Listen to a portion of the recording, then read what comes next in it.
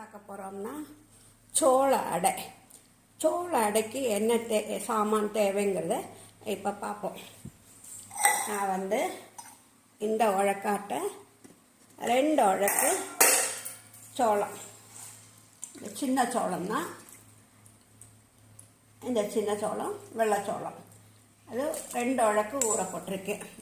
அது 8 மணி நேரம் ஊறணும் சோளம். அப்புறம் இதே உழக்காட்டை 1/2 உழக்கு தோரம்பருப்பு, 1/2 உழக்கு கடலைப்பருப்பு, காரத்துக்கு தேவையான மிளகா வத்தல் அதோடய சேர்த்து நல்லா வாஷ் பண்ணிவிட்டு அதிலே ஊற போட்டிருக்கேன். அப்புறம் இதாட்டே 1/2 இது அவல், நிறைய இல்லை, 1/2 இதுதான் அவல் ஊற போட்டிருக்கேன். இந்த உழக்காட்டை 1/2 உழக்கு அவல் ஊற போட்டிருக்கேன். இதுதான் இதுக்கு தேவையான சாமான். கொஞ்சம் பெருங்காயம், கருவேப்பிலை, தேங்காய் வேணுன்னா பல்லாக கீட்டி போட்டுக்கலாம். மிளகா வத்தலை காம்பு எடுத்துட்டு இதெல்லாம் போட்டுருவோம். அது கூட உப்பையும் போட்டு பெருங்காயம், கொஞ்சம் மஞ்சப்பொடி, கலருக்கு வேணும்னா போட்டுக்கோங்க, வேண்டாட்டா விட்டுக்கோங்க. போட்டு நல்லா உப்பு, தேவையான அளவு உப்பு, கொஞ்சம் பெருங்காயம் போட்டாச்சு. இப்போ இந்த சோளத்தை முதல்ல இதை ஒரு திருப்பின்னு அதுக்கப்புறம் சோளத்தை போட்டு அரைக்கலாம். மிளகாயை போட்டு ஒரு திருப்பியாச்சு, நல்லா மசிஞ்சிருக்கு. இதில் 2 கை சோளம் போட்டிருக்கேன். 2 ட்ரிப்பாக போட்டு அரைச்சிக்கலாம். அப்படி இல்லைன்னா கிரைண்டரில் ஒரே ட்ரிப்பாக அரைச்சிக்கலாம், அது சௌரியம். இப்போ 1 கை 1/4 கை பருப்பு, கடலைப்பருப்பும் தோரம்பருப்பும் போட்டு, அதே மாதிரி அவளும் ஒரு 1/2 கவர் போட்டிருக்கேன். இப்போ இதை 2 தரமாக தான் அரைக்க முடியும். அரைச்சிட்டு உங்கள்கிட்ட காமிக்கிறேன். முதல் ட்ரிப் அரைச்சி அதில் விட்டுருக்கேன். இது 2ஆம் ட்ரிப் அரைச்சிருக்கேன். சின்ன கிரைண்டர் இருக்கிறவாலும் போட்டுக்கலாம், கிரைண்டர்லேயே போட்டுக்கலாம், அது அவா சௌரியம். இப்போ இதில் விட்டாச்சு மாவை ஃபுல்லாக நல்லா. இப்போது மாவை அரைச்சி இதில் விட்டாச்சு ஃபுல்லாக, நல்லா மிக்ஸ் பண்ணி வச்சுக்கலாம். அப்புறம் கொஞ்சமாக மஞ்சப்பொடி வேணுன்னா போட்டுக்கோங்க. மஞ்சப்பொடி போட்டால் கலர் நல்லா இருக்கும், சாப்பிட்றதுக்கும் வயிற்றுக்கும் ஒன்றும் பண்ணாது, அதுக்காக தான் மஞ்சப்பொடி போடுறது. இதை நல்லா மிக்ஸ் பண்ணிவிட்டு அப்படியே மூடி வச்சிடலாம். உங்களுக்கு எப்போ பண்ணணுமோ அப்போ பண்ணிக்கலாம். இது 8 மணி நேரம் சோளத்தை ஊற வைக்கிறதுனால நீங்கள் காலம்பரை பிரேக்ஃபாஸ்ட்டுக்கு பண்ணுறா இருந்தால் உடனே அரைச்சி ஒரு 1/2 hour எல்லாம் செட் ஆகிற வரைக்கும் விட்டுட்டு அதுக்கப்புறம் நீங்கள் அடை பண்ணிக்கலாம். அடையும் பண்ணலாம், அதே மாவில் பணியாரமும் பண்ணலாம், 2ம் பண்ணிக்கலாம். எது வேணுமோ அது பண்ணிக்கலாம். அவள் நல்லா மஞ்சப்பொடி போட்டிருக்கேன் இல்லையா, நல்லா மிக்ஸ் பண்ணி வச்சுக்கிறேன். இதில் தேங்காய் பல்லாக கீற்றி தேங்காய் போட்டுண்டா நல்ல டேஸ்ட்டாக இருக்கும். விரத நாளில் வெங்காயம் சேர்க்காமல் பண்ணுறவாளுக்கு வெங்காயம் சேர்க்காமல் தேங்காய் பல்லாக கீட்டி போட்டு அடையாவோ பணியாரமாவோ எது விருப்பமோ அது பண்ணிக்கலாம். வெங்காயம் வேணும்னு நினைக்கிறவா வெங்காயம் பொடியாக சின்ன வெங்காயம் பொடியாக கட் பண்ணி போட்டு பச்சை மிளகா கருவேப்பிலை எல்லாம் போட்டு அப்படியும் பண்ணிக்கலாம். அவளோட சௌரியத்துக்கு தகுந்தாப்பில் பண்ணிக்கலாம். அது அடை வாக்கும்போது பார்ப்போம். சோள அடைக்கு மாவு தயாராகிடுச்சு. இந்த கருவேப்பிலை கிள்ளி வச்சுருக்கேன், அதை இதில் சேர்த்துடலாம். இது பிஞ்சு இளம் கருவேப்பிலை, அது நிறைய போட்டிருக்கேன்.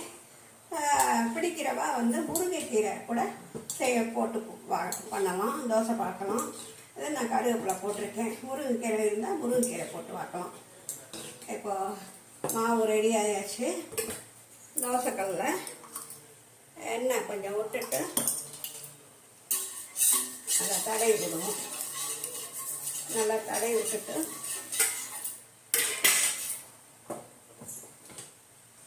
மாவு அப்படிதான் இருக்கும். விட்டுக்கணும். நல்லா ஒரு விட்டுட்டு கனமாக வேணால் கனமாக விட்டுக்கலாம், லேசாக வேணால் லேசாக விட்டுக்கலாம். நான் இப்போ மீடியம் சைஸில் ரொம்ப கனமும் இல்லை ரொம்ப லேசும் இல்லை அப்படி விட்டுருக்கேன். விட்டுட்டு அதில் நடுவில் இந்த பக்கம் கொஞ்சம் எண்ணெய் விட்டால் நல்லா வேகும், மொறுன்னு வேகணும். அதுக்கு தான் நல்லெண்ணெய் விடுங்கோ. நல்லெண்ணெய் சேர்த்துக்கிறது உடம்புக்கு நல்லது, அதனால் நல்லெண்ணெய் விட்டு வைப்போங்க. அது வேகட்டும், திருப்பி போடும்போது பார்க்கலாம். இப்போ திருப்பி போட்டுருவோம். நல்லா வேகட்டும். அடுப்பா மீடியமாக வச்சுப்போம், அப்போன்னா நல்லா சுற்றி நல்லா வேகும். வேகட்டும். தோசை நல்லா ஆயாச்சு வரும்போது நல்லா ரோஸ்ட்டாக நல்லா வந்திருக்கு. அதே மடக்கி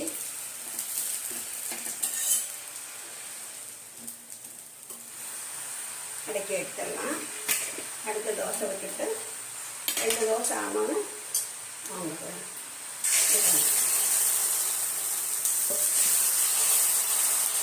நல்லா மொறுன்னு வந்திருக்கு. தோசை டேஸ்ட்டாகவும் இருக்கும், நல்ல கலராகவும் இருக்குது, வாசனையாகவும் இருக்குது. வேகட்டும். அதை திருப்பி போடலாம் பாருங்க. நல்லா வெந்தாச்சு.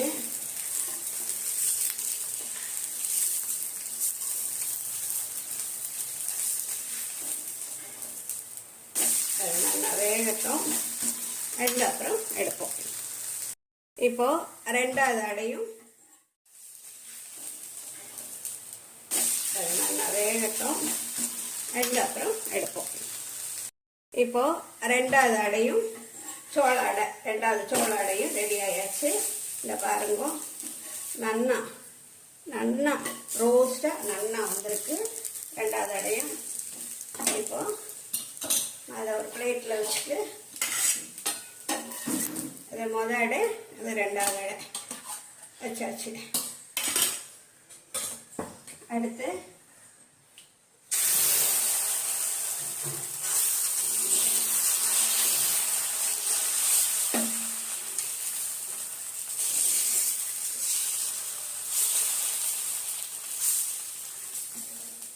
வேகட்டும்.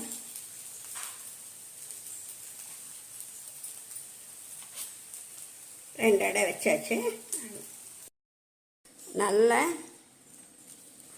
மொறுன்னு நல்லா கலர்ஃபுல்லாக நல்லா வந்திருக்கு பாருங்க. அடை சூப்பராக வந்திருக்கு, நல்லா டேஸ்ட்டாக இருக்கும். இதுக்கு நான் புதினா சட்னி புதினா தொகையல் வச்சுருக்கேன். அப்புறம் நாட்டு சர்க்கரை, கொஞ்சம் வெண்ணெய் வச்சுக்கலாம். அவளுக்கு விருப்பம் உள்ள தேங்காய் சட்னி பண்ணிக்கலாம், தக்காளி சட்னி பண்ணிக்கலாம், எது வேணுமோ அது பண்ணிக்கலாம். இது 8 மணி நேரம் ஊறி அதுக்கப்புறம் நம்ம அரைச்சாச்சுன்னா ஒரு 1/2 hour மாவை கலந்து வச்சுட்டு அதுக்கப்புறம் உடனே பண்ணலாம். இதில் பணியாரமும் பண்ணலாம், நல்லாயிருக்கும். இது சாப்பிட்றதுக்கு ரொம்ப டேஸ்ட்டாக இருக்கும். இது எல்லாருக்கும் பிடிக்கும்னு நினைக்கிறேன். எல்லோரும் லைக் பண்ணுங்கோ, ஷேர் பண்ணுங்கோ, சப்ஸ்கிரைப் பண்ணாதவா சப்ஸ்கிரைப் பண்ணுங்கோ, பெல் பட்டனை ப்ரெஸ் பண்ணுங்கோ, எனக்கு சப்போர்ட் பண்ணுங்கோ. நிறைய பேர் பார்க்குறேன், லைக் பண்ண மாட்டேங்கிறேன், லைக் பண்ணுங்கோ.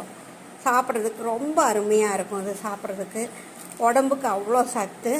சோளத்தை வச்சு பண்ணுறது. இதுக்கு அரிசி, உளுந்து, வெந்தயம் எதுவுமே வேண்டாம். சோளம், துவரம்பருப்பு, கடலைப்பருப்பு, அப்புறம் கொஞ்சமாக அவல். அதாவது 2 கிளாஸ் சோளம்னா 1/2 கிளாஸ் துவரம்பருப்பு, 1/2 கிளாஸ் கடலைப்பருப்பு, 1/2 கிளாஸ் அவல். இதுதான் இதுக்கு தேவையான சாமான். அவளுக்கு காரத்துக்கு தகுந்தாப்பில் போட்டுக்கலாம். ரொம்ப அருமையாக இருக்கும், டேஸ்ட்டாக இருக்கும். பாருங்க, சுகர் வேண்டாம், நாட்டு சக்கரை தொட்டு சாப்பிட்லாம். தொகையில் அவளுக்கு விருப்பம் உள்ள சட்னி வச்சு சாப்பிட்லாம். இது எல்லாருக்கும் பிடிக்கும்னு நினைக்கிறேன். எல்லோரும் பார்த்து எனக்கு சப்போர்ட் பண்ணுங்க. நன்றி, வணக்கம்.